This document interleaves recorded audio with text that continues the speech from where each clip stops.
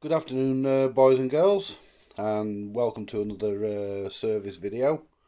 I'm going to service the Linearsound Tornado disco console. I've already replaced the decks in this unit. I've replaced them with Citronic CL 12Ds. But I'm still going to be using, because this accepts ceramic pickups, I'm going to be using the cheap fan steel, I think they are, or as I call them, most other people call them, the cheap Crosley cartridge. That's what we're going to be using in this today. And because I've not got a cartridge in this tone arm here.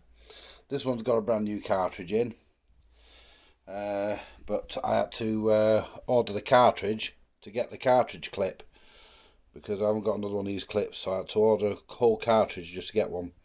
So never mind, at least then I know there's two brand new cartridges in it and two brand new styly in it, so at least that's sorted. I've done the reading lamp up here. Let's just turn the power to this on. Done the reading lamp. I put a new reading lamp in. These turntables came from a guy in London called Andy. He had them up for sale and on eBay, and I asked him would he take an offer, and he accepted my offer. And the turntables, the lamps, and all the wiring that he had was sent to me for a relatively small amount of money. So, you know, we're both happy with the deal. He's happy that the turntables are going to be put to good use. I'm happy that I'm able to get rid of those horrible BSR plastic things. I mean, admittedly, these are not much better in quality, but they look better. And they've got the variable speed. The speed all needs to be set up on these. So without further ado, ladies and gentlemen, I'm going to get into servicing it. And I'm going to start with fitting the belts, because the mixer on this doesn't need any work. The amplifier doesn't need any work. It's just turntable servicing only, which is fitting the cartridge into this arm and fitting a belt onto each deck, and then setting the speeds, because the speeds are out. So and they can't calibrate them with bad belts on, so the new belts are going on now. I'll pause the video while I do that, and then we'll get back to it.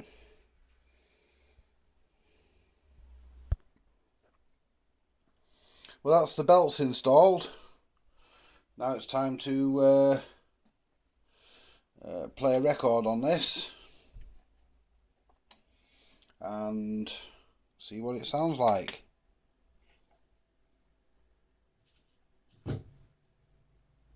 Go.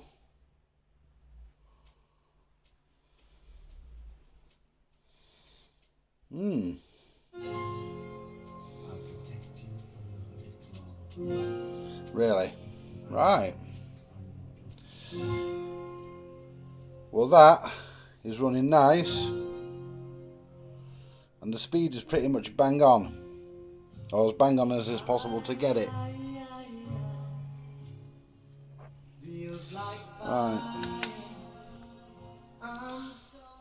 Right, let's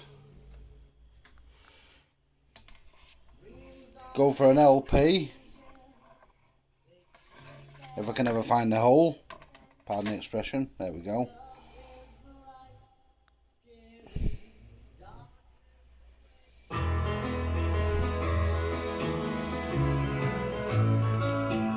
And this is the right hand turntable.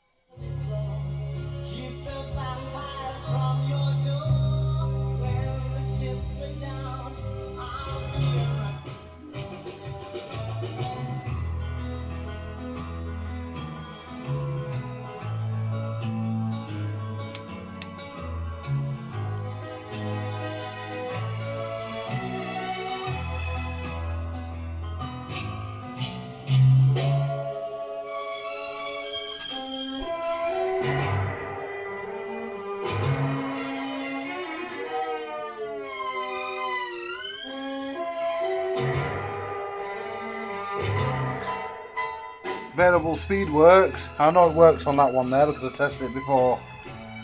It just means put the turntable mats back on and we're all done.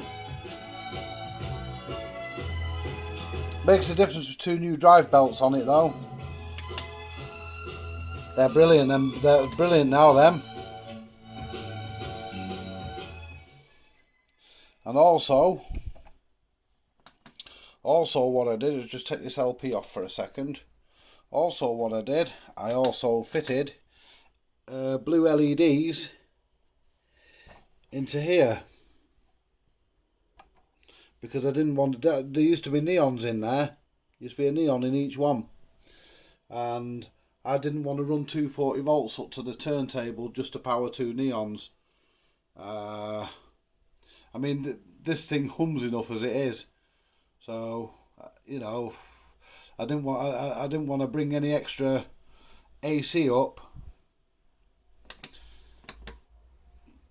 you know, to just do a pointless thing like power 2 neons. So I decided to go for LEDs instead, which I think is a better choice. I mean, the neons served a purpose. They aided in calibrating the turntable, but you know, you instantly know. You actually know if a record sounds right. So, you know, you can, you know, if you know the record, then you can usually judge it. So I don't think it's that important. Besides, if the speeds on the bottom on the board are correct, if you set the internal speed potentiometers correct, then when you're in the middle, you should be bang on the right speed. You should be pretty much on the right speed. I will actually double check these again once I've put the turntable mats on, to make sure that they are still acceptable.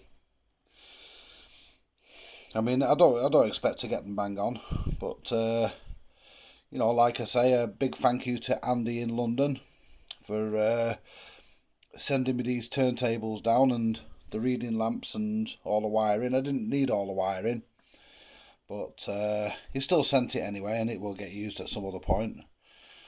And you know, I'll send him a text so he can pop on YouTube and have a look at this, and he can see that his old turntables have been put to good use, which is what he wanted. He wasn't mired about getting a fortune for them, which is probably just as well because they're not worth a fortune. But he wasn't mired. He was just mired that they were gonna. He was only but concerned that they'd be put to good use, and they have been. So thank you very much, Andy, old lad. And you know, you have a look at this video, and you know, there we go. Right, that's all for now, folks. Catch you later. Bye.